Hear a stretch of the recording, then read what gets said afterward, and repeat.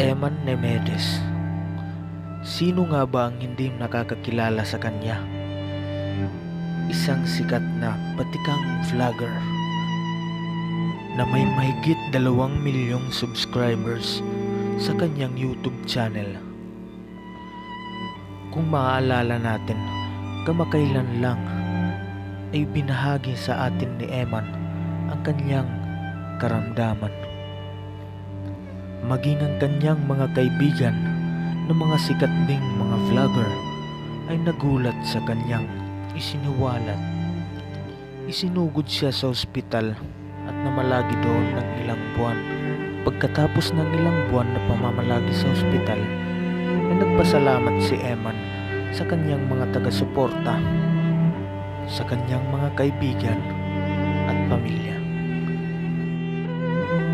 Ngunit kahapon, April 15, 2020, ay muling sinugod si Eman sa ospital ayon ito sa isang Facebook post ng kanyang girlfriend na si Betsy Santos. April 16, 2020 ay muling nagpost si Betsy Santos gamit ang Facebook page ni Eman Nemedes na nagsasabing, "Our beloved Eman Nemedes joined our Creator at 1 a.m. today, August 16, 2020. He was with his family during the time of his passing at St. Luke's Medical Center, Quezon City. Our family is thankful to everyone who offered prayers and showed support. Funeral details will be announced in the next days. We hope everyone will respect the family's privacy to mourn the passing of Eman. Thank you, Betsy Santos."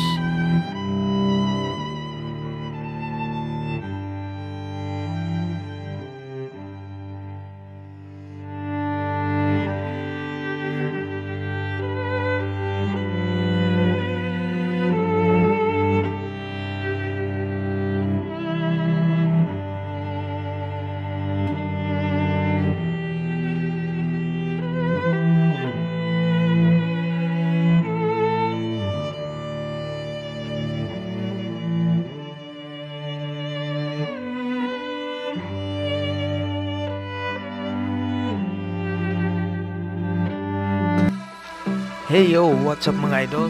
This is Sargento Waray.